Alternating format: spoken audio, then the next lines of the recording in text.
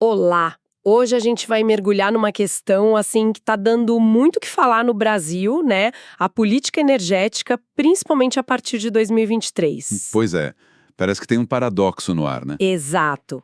De um lado, o Brasil continua expandindo a energia solar, o discurso é super a favor das energias limpas. Sim, a capacidade instalada continua crescendo, os números mostram isso. Mas, por outro lado, tem umas ações do governo bem recentes que parecem ter criado uma pressão, assim, meio inesperada no setor fotovoltaico. Principalmente na geração distribuída, né? Aquela dos telhados, residencial, comercial. Isso, essa mesma. E para a gente entender melhor essa encruzilhada toda, nossa análise hoje se baseia em vários materiais, viu? Que tipo de material? Olha, tem trechos de um estudo chamado Solar Fotovoltaica no Brasil, Pressões Regulatórias e Incoerência Energética. E também usamos notícias, análises de fontes como PVTEC, CPG, Clique Petróleo e Gás. Ah, fontes importantíssimas do setor. Sim, e também GNPW Group, AP News, Reuters, elas ajudam a pintar esse quadro, sabe? Da pressão no solar e dessa aparente contradição com outras coisas que estão acontecendo na energia. Entendi. Um cenário complexo mesmo. Muito. Então, a nossa missão aqui hoje é tentar investigar que medidas são essas que estão mexendo com o mercado solar. Certo? E entender as consequências, né? O que já está acontecendo e o que pode vir pela frente. E, claro, olhar para essa tensão toda. A tensão entre essas políticas para o solar e a defesa da exploração de petróleo em novas áreas, tipo a Foz do Amazonas. Exatamente, essa polêmica toda. Então vamos lá, vamos tentar desembrulhar isso. Começando por essas pressões que o setor solar está sentindo mais diretamente. Ok, vamos lá. Bom, desde 2023 aconteceram algumas coisas bem importantes. Primeiro, vieram mudanças nas regras do jogo pela ANEEL, né? A agência reguladora. Sim, a Resolução Normativa 1059, lá de fevereiro de 2023. Foi um marco. Pois é. Ela alterou como funciona a conexão e o faturamento para quem tem micro ou mini geração distribuída. Mexeu na prática em como a energia solar que você injeta na rede vira desconto na conta de luz, né? O sistema de compensação. Isso. E pelo que as fontes indicam, isso gerou uma baita incerteza, certo? Exatamente. E o ponto crucial aqui não é só a mudança da regra em si, sabe? É o sentimento que ela provoca. Como assim? Quando as regras do jogo mudam, ainda mais regras que afetam o retorno financeiro de um investimento de longo prazo, como é o caso da energia solar. Sim, é um investimento considerável para muita gente. Pois é. Aí se instala o que a gente chama de incerteza regulatória. As fontes mostram que isso é péssimo para o planejamento. Imagino. O consumidor residencial, o pequeno comerciante, eles começam a pensar, poxa, será que ainda vale a pena? E se mudarem as regras de novo daqui a pouco? Essa instabilidade, ela abala a confiança de toda a cadeia produtiva. Faz todo sentido. Fica difícil tomar uma decisão assim, né? E não foi só a regra que mudou. O custo do equipamento também subiu, não foi? É verdade. Eu vi relatos nas fontes, acho que na PVTEC, sobre aumento de tarifa de importação para os módulos solares. Falava-se até em alíquotas chegando a 25%. Sim, esse é outro fator de pressão bem importante. Um aumento de 25% no custo do principal componente do sistema solar não é pouca coisa, né? De jeito nenhum. E o Brasil ainda depende muito da importação desses painéis, né? Exatamente. Então, isso bate direto no bolso de quem está pensando em instalar. Aumenta o investimento inicial necessário. E aí, imagino, estica o tempo para recuperar esse dinheiro. Isso mesmo. O famoso payback, o tempo de retorno, fica mais longo. Se antes o investimento se pagava, sei lá, em 5 anos, agora pode levar 6, 7 anos, talvez mais, dependendo do caso. Nossa! Isso, combinado com a tal da incerteza regulatória sobre a compensação da energia, torna a decisão de investir bem mais difícil. Complicado. E ainda teve mais coisa mexendo nesse cenário, né? Medidas provisórias, tipo a MP 13.000, que apareceu nas discussões. Sim, e outras propostas legislativas, administrativas. E que também trouxeram ajustes em tarifas, encargos pelo uso da rede. As fontes tipo a CPG, Clique Petróleo e Gás mostraram muitas críticas de associações de empresários do setor. Dizendo que estava minando a atratividade, né? Exato. A percepção era de que aquela economia prometida pelos painéis solares estava diminuindo, já não era tão vantajoso quanto parecia antes. O fascinante aqui, sabe, é observar como essas diferentes peças, mudança regulatória, aumento de custo de importação, novos encargos, como elas se encaixam para criar um ambiente mais adverso. Uhum. Individualmente, cada medida pode até ter uma justificativa técnica ou fiscal, né? Mas quando você junta tudo, elas formam uma barreira. Entendi, o conjunto da obra é que pesa. Exato. A mensagem que acaba chegando para o mercado, segundo as análises que a gente viu, é de maior custo e menor previsibilidade. E isso é especialmente impactante por causa do contexto anterior, né? Ah, sim. Esse é um ponto chave mesmo. Antes dessa turbulência toda, o mercado solar brasileiro estava, nossa, voando. Um crescimento impressionante nos últimos anos. Muito. A gente viu o Brasil bater marcos incríveis. Milhões de telhados com geração distribuída. As projeções para 2024, 2025... Segundo o Absolar, estudos setoriais citados pelo GNPW Group. Isso, eram de adicionar dezenas de gigawatts de nova capacidade. Era uma história de sucesso, assim, inegável. Com certeza. Por isso que essas mudanças recentes causam tanto ruído, né? Elas ameaçam frear um motor que estava a todo vapor. Exatamente. O timing é particularmente ruim nesse sentido. E é aí que a coisa fica ainda mais complexa, porque entra o outro lado dessa moeda, né? O grande contraste que as fontes não deixam passar batido. Que seria? Enquanto o setor solar enfrenta esses ventos contrários, ganha força uma defesa, vinda de setores do próprio governo, e inclusive do presidente Lula, da possibilidade de explorar petróleo na margem equatorial, especificamente naquela região super sensível da Foz do Amazonas. Ah, sim, esse debate esquentou demais desde 2023. Aquela questão das licenças ambientais, a briga entre Petrobras e Ibama. Exatamente. E fontes internacionais como a AP News, a Reuters, deram bastante destaque para isso.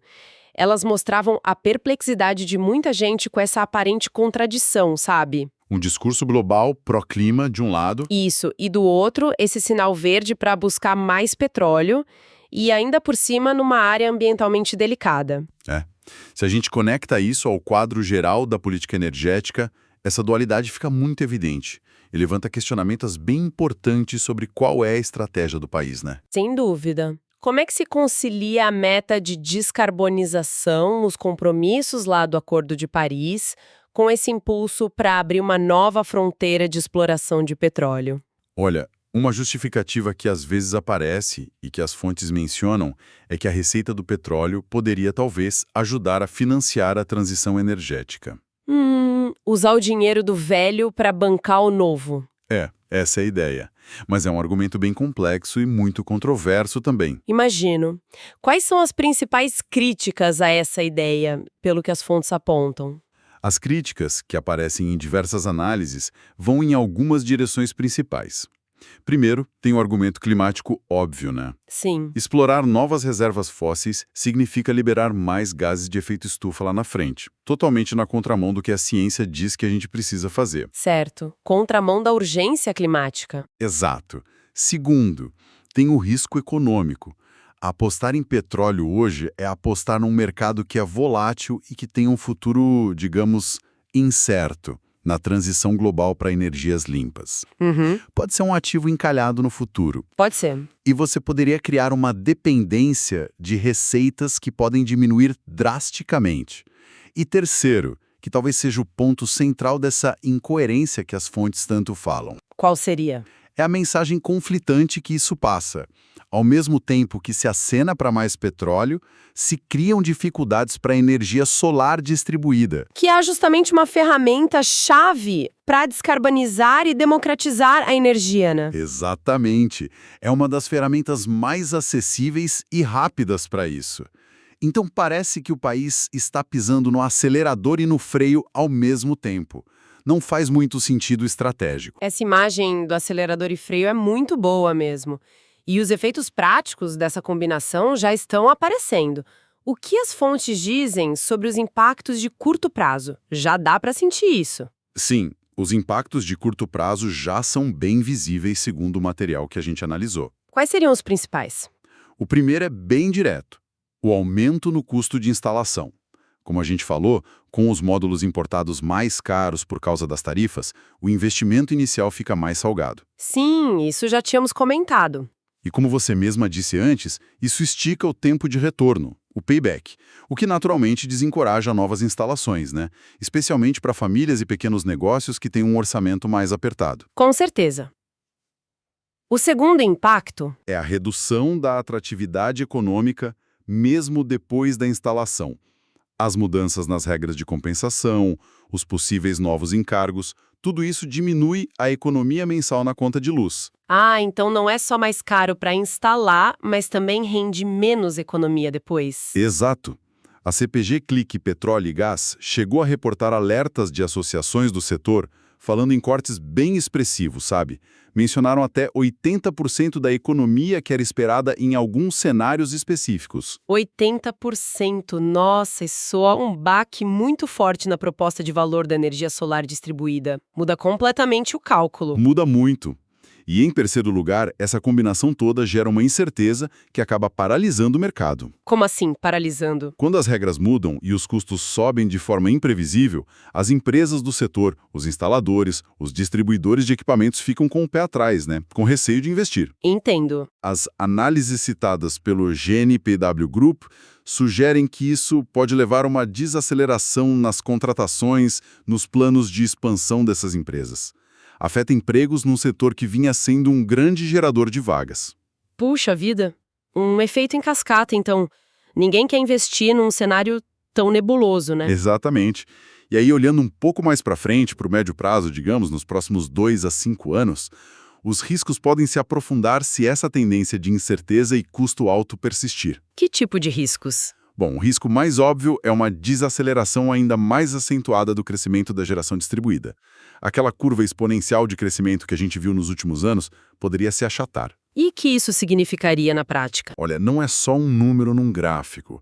Significa menos energia limpa sendo gerada lá na ponta, nos centros urbanos, onde o consumo é maior. Significa um ritmo mais lento na eletrificação limpa, como aponta o GNPW Group. Entendi. Outro risco. Outro ponto que algumas análises setoriais levantam, tipo as da Mordor Intelligence, é um possível risco de concentração de mercado. Concentração, como assim? Se fica mais difícil e menos rentável para o pequeno consumidor ou para a pequena empresa gerar sua própria energia no telhado, o jogo pode ficar mais favorável para os grandes projetos centralizados. Tipo grandes usinas solares, eólicas. Isso, talvez até hidrelétricas. Não que esses projetos não sejam importantes, claro que são, mas se a gente perde a força da geração distribuída, a gente perde também descentralização, perde resiliência no sistema e perde a democratização do acesso à geração de energia. Faz sentido. E tem mais algum risco de médio prazo que as fontes apontam? Tem sim um bem importante: a confiliação do investidor. O mercado de energia, de infraestrutura em geral, depende muito de capital intensivo e de longo prazo. Claro. Um ambiente regulatório que é percebido como instável, como imprevisível, aumenta a percepção de risco. E risco, na prática, se traduz em custo de capital mais alto. O dinheiro fica mais caro. Exatamente. Os investidores podem exigir um retorno maior para financiar projetos solares no Brasil, o famoso Prêmio de Isco País. Isso encarece todo o desenvolvimento de novas usinas, sejam elas grandes ou pequenas. Entendi. E por último... Por fim, e aí a gente conecta de novo com a questão da Foz do Amazonas, tem um impacto na imagem internacional do Brasil e nas metas climáticas. Sim. A insistência em explorar petróleo em áreas de alta sensibilidade ambiental, como a PNews e outras fontes destacam, gera muito ruído lá fora. Imagino que sim. Isso pode minar a credibilidade do país como um líder ambiental, pode dificultar negociações climáticas importantes e pode até afastar aqueles investimentos internacionais que são focados em sustentabilidade, o tal do ESG. Nossa, é uma combinação de fatores bem preocupante, né?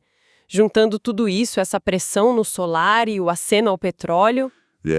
Essa combinação, segundo as análises, levanta sérias dúvidas sobre qual é, de fato, a trajetória de longo prazo que o Brasil está escolhendo para sua matriz energética. Parece faltar uma direção clara. Então, juntando todas essas peças que a gente discutiu, o que tudo isso significa afinal? Parece que estamos mesmo numa encruzilhada bem complicada, com sinais muito contraditórios sendo emitidos, né? Exatamente. De um lado, você tem medidas que, na prática, dificultam a vida da energia solar distribuída. Do outro, esse flerte contínuo com a expansão da fronteira petrolífera. É precisamente essa a aparente incoerência que as fontes que nós analisamos destacam com tanta ênfase. Se a gente olha friamente, existe uma tensão econômica e climática muito forte aí. Certo. Como a gente viu em análises citadas pela Reuters, por exemplo, apostar em novos fósseis hoje não só compromete as metas climáticas futuras, como também pode amarrar a economia do país a um setor que tem um futuro declinante e é muito volátil. E, ao mesmo tempo, Frear as renováveis, como a solar distribuída, significa perder a chance de fortalecer uma indústria local, de gerar empregos verdes, de avançar mais rápido na transição que é necessária. Então, a combinação dessas duas coisas, dificultar o novo e, ao mesmo tempo, apostar no velho, enfraquece muito, segundo os analistas, a credibilidade de qualquer discurso sobre uma transição energética que seja planejada, justa e eficaz. faz todo sentido. E só para reforçar, vamos recapitular rapidamente alguns dados concretos que apareceram nas fontes e que ilustram bem essa situação toda, né? Boa ideia. O Brasil já tinha milhões, literalmente milhões de sistemas de geração distribuída antes dessas mudanças recentes. Isso mostra a força que esse mercado tinha. Sim, a aceitação popular foi enorme. As projeções de entidades como a Absolar e outras consultorias indicavam a adição de muitos gigawatts de capacidade solar nos próximos anos. Um potencial que agora parece ameaçado por essa instabilidade. Um potencial de crescimento que pode ser perdido, né? Exato. Vimos os relatos da PVTEC sobre as tarifas de importação dos módulos solares chegando a 25%, encarecendo o investimento. Um aumento considerável. E as críticas fortes via CPG, Clique, Petróleo e Gás, de associações importantes do setor, a MP300 e outras medidas, por estarem reduzindo a economia dos usuários de energia solar. Sim, a percepção de perda de vantagem econômica. E claro, em paralelo a tudo isso, a gente teve toda aquela saga da licença para explorar petróleo na Foz do Amazonas, envolvendo o governo, a Petrobras, o IBAMA, como foi noticiado pela Reuters, a PNews e outros. São fatos bem concretos que dão peso a essa análise da incoerência, ou pelo menos da falta de uma direção clara e consistente. Uma coisa interessante que eu notei nas fontes é que elas não se limitam a apontar o problema, sabe? Elas também acenam, ainda que de forma breve, para possíveis soluções, para caminhos para sair dessa encruzilhada. Ah, isso é importante. O que elas sugerem? Bom, mencionam, por exemplo, a necessidade de restaurar a previsibilidade regulatória para a geração distribuída, talvez com um diálogo mais aberto e transparente com o setor para dar mais segurança. Fundamental. Previsibilidade é chave para investimento. Sugerem também rever a tributação dos equipamentos importados, quem sabe com alguma medida temporária para não travar o mercado completamente agora, enquanto se busca uma solução de mais longo prazo. Uma medida para aliviar a pressão de custo. Isso. Falam também da importância de uma avaliação ambiental e social que seja extremamente rigorosa e transparente para qualquer projeto na Foz do Amazonas. Com certeza. E talvez até vincular eventuais receitas futuras dessa exploração, se ela acontecer, a metas bem concretas de descarbonização em outros setores. uma forma de tentar mitigar a contradição, né? É uma tentativa. E, claro, volta sempre a ideia de fomentar uma indústria solar nacional para reduzir essa dependência externa de equipamentos. Um objetivo estratégico importante, sem dúvida. A gente não vai aprofundar muito nisso agora, mas é bom saber que existem propostas concretas sendo debatidas para tentar resolver esse impasse. Sim, mostra que há caminhos possíveis se houver vontade política. Bom, então, chegando ao final da nossa conversa, fica essa imagem de um cenário realmente complexo para a energia solar no Brasil, né? Muito complexo. Um setor que vinha numa trajetória espetacular, mas que agora sente o peso dessas mudanças nas regras, nos custos, e tudo isso ao mesmo tempo em que o país debate reabrir a porta para mais exploração de petróleo. Uma encruzilhada, como você disse no início. Para quem quer acompanhar para onde vai, de fato, a transição energética brasileira. Sem dúvida. O que essa análise das fontes nos mostra, acho que acima de tudo, é a importância crítica da coerência nas políticas públicas, sabe? Coerência. Sim. Para a gente atrair os bilhões em investimentos que a transição energética exige, para cumprir as metas climáticas que o Brasil assumiu E, fundamentalmente, para garantir que essa transição seja justa e beneficie a sociedade como um todo, a clareza de propósito e a previsibilidade das regras são indispensáveis. Sinais conflitantes, como esse que a gente discutiu, eles geram desconfiança. E desconfiança, no mundo dos investimentos e da política pública, custa muito caro. Custa caro. Boa colocação. E para a gente fechar, fica aqui uma provocação para reflexão, né? Algo que surge dessa análise toda, mas que vai um pouquinho além do que a gente discutiu diretamente hoje. Qual seria? Diante desses sinais tão misturados que a gente viu, freios na solar distribuída de um lado, acenos ao petróleo fóssil de outro, qual caminho o Brasil parece estar realmente escolhendo para sua jornada energética? Será que é um caminho claro? Uma pergunta difícil. E quais podem ser os custos de longo prazo, econômicos, sociais, ambientais, se essa aparente dissonância entre o discurso e a prática continuar por muito tempo? É uma pergunta que acho que vale a pena a gente manter no radar.